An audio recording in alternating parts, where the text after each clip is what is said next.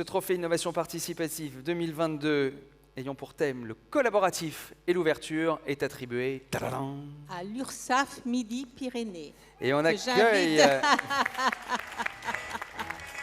Et on accueille sur scène Magali 16, Philippe Labbé et Yannick Brossard. Merci de les accueillir tous les trois, s'il vous plaît. Alors, je crois qu'ils sont venus aussi en nombre. Donc, Magali, en avant-première. Bonjour et bienvenue. Ils avaient des supporters dans la salle, c'est ça, ils ne sont pas plus nombreux sur scène. Non, parce qu'il n'y a déjà pas grand monde à Bercy, alors si en plus il n'y a personne à l'URSSAF, comment Béli va tourner, dites-moi. Muriel, expliquez-nous ce qui a prévalu au choix de ce trophée. Alors remis. déjà, ravi encore une fois de vous recevoir une deuxième fois au sein d'Innovacteur.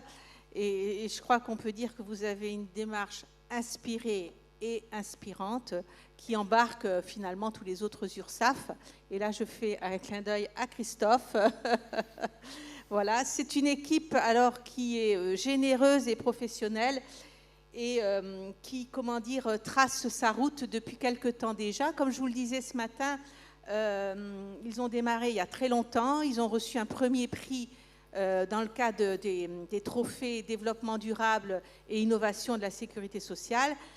Je leur remettais ce prix innovation participative qui était une première. Et c'est ça aussi qui est important quand on fait des premières. Il faut savoir encourager et puis inviter à poursuivre. Et c'est ce qu'on a fait. Et du coup, on les a suivis régulièrement. Voilà, et là ils ont frappé une nouvelle fois, je dis ça comme ça parce qu'à chaque fois ils ont fait des coups, ils ont fait les premiers webinars, hein, vous me le rappeliez tout à l'heure, on a fait les cousinades avec eux aussi, et les cousinades ben, c'est la grande famille de la Sécu, voilà, et donc tout le monde se réunit, tout le monde partage ses pratiques, se forme aussi de mémoire, hein. Et donc, il y a un véritable mouvement. Et là, leur dernière innovation méthodologique en date, c'est la création d'une plateforme qui s'appelle Kit ODSI, hein, c'est ça? ODS, voilà. Et alors, je vous disais ce matin, praticien, ben, c'est fait par des praticiens, pour des praticiens. Et quand je dis généreux, c'est qu'ils sont prêts à la mettre à disposition au réseau d'Innovacteur. Et c'est une plateforme, j'ai eu la démonstration et on en a parlé au niveau du jury, qui est intéressante parce qu'elle elle met à disposition et les outils, et les méthodes, et le coaching nécessaires pour pouvoir mettre en place des démarches d'innovation très ouvertes pour le coup. Tout ce qu'on a entendu là au fur et à mesure, c'est cette ouverture, c'est cet acquis au niveau des outils, le design thinking par exemple et hackathon. Et donc cette plateforme qu'on a trouvée tout à fait magique, eh bien, elle est pédagogique et puis elle met à disposition le mode d'emploi, elle propose un accompagnement, c'est ça, hein, je traduis bien, voilà.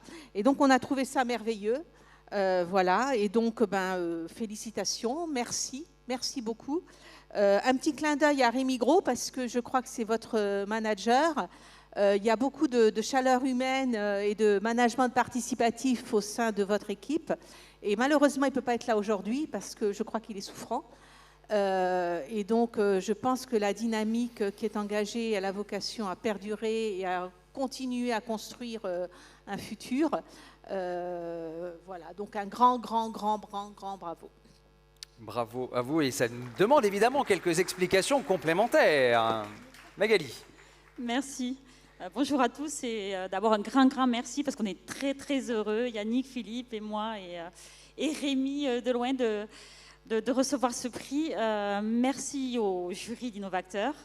Merci tout particulier à Muriel Garcia qui est vraiment notre bonne fée depuis le départ et voilà, elle a une baguette magique et elle nous inspire, elle nous aide. Merci à Jean-Charles Guillet d'avoir eu cet œil expert pour cette candidature qui nous a beaucoup aidé aussi, donc vraiment merci. Et j'insiste parce qu'au-delà de la récompense, ce type de prix, au-delà, voilà, on est très heureux d'être récompensé, mais ça nous permet de vraiment crédibiliser la démarche aussi en interne. On retourne dans l'organisme, on a eu voilà, des yeux experts qui nous ont voilà, récompensés, qui nous ont adoubés, entre guillemets, et c'est hyper important donc, pour nous d'avoir cette récompense et cet œil-là. Merci donc d'avoir récompensé notre nouveau souffle, parce que voilà, on est un peu des vieux de l'innovation participative. Notre démarche, pour faire un petit peu de contexte, elle a été créée, elle a été lancée en 2014. On a créé une plateforme d'idéation, donc on l'a développée en interne nous-mêmes. On a organisé donc, la création d'un comité innovation avec des volontaires qui sont là pour étudier les idées déposées par les 700 collaborateurs, les amener jusqu'au comité de direction, les faire concrétiser, mais aussi être vraiment le cœur de la machine qui veille à tout ce qui est innovant, qui essaie de stimuler la démarche, de la pousser en interne. Donc vraiment un comité qui est notre cœur innovant. On a suivi le référentiel pas à pas d'Innovacteur. On a été vraiment des élèves, on a essayé d'être des élèves studieux. On s'est ensuite ouvert vers nos usagers, puisqu'on a fait des labs de co-construction pour enrichir nos offres de services, créer de nouvelles offres de services avec nos usagers de l'URSSAF Midi-Pyrénées. On s'est ouvert aussi à nos partenaires, Muriel en parlait, puisqu'on a créé les cousinades avec tous nos cousins de la sécurité sociale pour partager les bonnes pratiques, créer des offres communes, etc. Et voilà, donc on a vraiment suivi toutes les marches de l'innovation participative, mais malgré ça, on s'est aperçu que notre démarche s'essoufflait un petit peu au bout de quelques années. La crise au Covid est passée par là, donc je ne sais pas, on partage peut-être cette problématique et parfois les démarches d'innovation participative et notamment les dépôts d'idées spontanées ont un petit peu baissé, voilà, le flux a un petit peu baissé. Et il a fallu, voilà, on s'est dit qu'il fallait vraiment qu'on donne un coup de boost à cette démarche. Voilà, la crise Covid, elle a boosté le digital comme jamais dans nos organisations, mais pour ce qui est de l'innovation participative, on a eu un petit peu quelques difficultés à rester dynamique.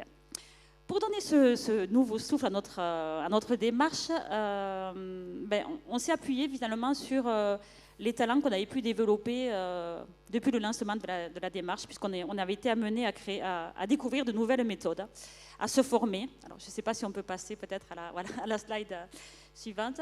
On sait, voilà, depuis le début du lancement de la démarche, on s'est petit à petit approprié des méthodes, formé à des méthodes de design thinking, de facilitation, d'animation d'intelligence collective, d'optimisation de processus. Et voilà, on est quelques-uns comme ça, volontaires et motivés, qui avons été formés à ces méthodes. Donc ça, le réseau, j'allais dire, humain de personnes formées, on l'avait. C'est déjà un trésor. Deuxième problématique un petit peu à résoudre, juste la slide d'avant, on peut rester. On s'est dit, il ne faut pas que ça reste à un niveau d'initié. Bien sûr, on est formé, on est convaincu par les méthodes, on sait que les résultats sont là, mais il faut absolument qu'on puisse communiquer ce trésor aux autres, et il faut absolument qu'on s'outille pour pouvoir communiquer et montrer la valeur de toutes ces méthodes on va dire d'accompagnement à l'innovation. C'est normal que ça me rappelle mon plan de montage de mon armoire Billy ou pas? Voilà. Ah oui, c'est ça, il me semblait bien que ça me rappelait quelque chose de ce week-end aussi. C'est ça. Justement, cette plateforme, on a voulu la créer vraiment comme un kit, comme un meuble en kit, et que chacun amène sa méthode, son outil, voilà, tout ce qu'il avait, tout ce qu'il connaissait en la matière pour pouvoir créer notre meuble en kit. D'où l'image du meuble. Donc cette plateforme a vu le jour. Elle s'appelle la plateforme Kit ODS, donc on peut passer, je pense, à la slide après. Voilà. Et elle nous permet, cette plateforme, on a voulu qu'elle soit à la fois une vitrine qui explique toutes les méthodes sont détaillées. Donc une vitrine pour expliquer à tout le monde ce qu'étaient ces méthodes et surtout indiquer tous les résultats qu'elles avaient amenés à trouver et à créer. Mais aussi, on voulait que ce soit un store, c'est-à-dire un store un peu en libre service pour que chacun puisse venir piocher une méthode, un outil suivant ses besoins. Donc notre plateforme, finalement, qui a été entièrement développée en interne par Yannick, elle s'adresse à un large public. Si je suis un simple curieux parmi les 700 collaborateurs de l'URSSAF, je peux aller découvrir les méthodes, elles sont détaillées, elles sont documentées. Je peux aller voir les réalisations qui ont été aussi faites grâce à ces méthodes. Si je suis un manager ou un animateur d'équipe ou un chef de projet, je peux aller piocher un outil de brise de glace, de brainstorm, de débrief, peu importe. Il y a 100 outils, je crois, qu'à peu près qui sont référencés. Et je peux commencer à introduire du collaboratif dans mes propres animations. Enfin, si je suis un facilitateur, puisque vous avez vu qu'il y avait une dizaine de facilitateurs qui étaient formés en URSSAF MIPI, je peux aller, c'est ma boîte à outils, je peux aller piocher des outils pour designer mes propres ateliers. Et petite fonctionnalité supplémentaire, on a inséré dans l'outil un bon de commande à destination des 700 collaborateurs et plus particulièrement des managers, puisqu'on a vu que c'était vraiment la pierre angulaire de l'innovation participative. Et chacun peut simplement passer commande et dire « je veux être accompagné sur tel problème. Mon équipe rencontre telle problématique, je souhaite votre accompagnement ». Quand un manager formule ce type de demande, le réseau des facilitateurs se met au travail, voit par rapport aux compétences, aux disponibilités et propose de co-construire avec le manager l'atelier qui va résoudre sa problématique.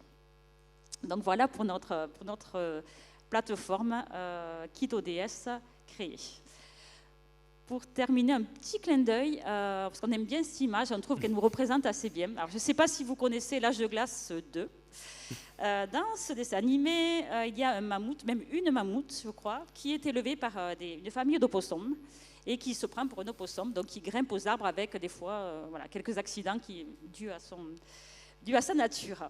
Et nous, alors, en Ursa-Mipi, on essaie dans notre équipe d'être agile, de grimper aux arbres. Et merci à Innovacteur qui nous permet de grimper encore plus haut dans les arbres. Mais parfois, notre carcasse d'administration nous ramène un peu au sol. Mais voilà, c'est pour dire que c'est un travail de longue haleine et qu'il faut être toujours vigilant pour rester agile. Merci. Encore un grand bravo à vous. Oui, Yannick me rappelle que vous avez l'adresse du kit ODS, donc si vous voulez aller le voir et l'utiliser, c'est avec grand plaisir. D'accord, on peut y accéder sans avoir un code ou quoi que ce soit. C'est en libre. C'est en open source. C'est ça. C'est ça. Applaudissements encore, s'il vous plaît, pour l'URSSAF Midi-Pyrénées. Bravo à vous. Vous vouliez dire un mot, peut-être, tous les deux? Non? Pas du tout. Un mot. Offre de service ODS. Oui, ODS pour offre de service. Alors, si on fait la petite métaphore avec le rugby tout à l'heure, notre démarche s'appelle Innovali, vous voyez, donc on y revient. Et si on parle quelquefois des piliers de l'innovation, on est là, on accompagne Magali tous les deux. En fait, c'est pas des cousinades, c'est un crossover qu'il faut faire entre la CAF et l'URSSAF maintenant. D'ailleurs, les couleurs rouge et noir viennent de Toulouse. Enfin, oui, non, mais c'est ça. C'est pas noir et rouge plutôt, Toulouse, et rouge et noir de l'autre côté, c'est ça en fait. Hein. Faut pas confondre. Applaudissements, s'il vous plaît. Venez dans la lumière, venez dans la lumière.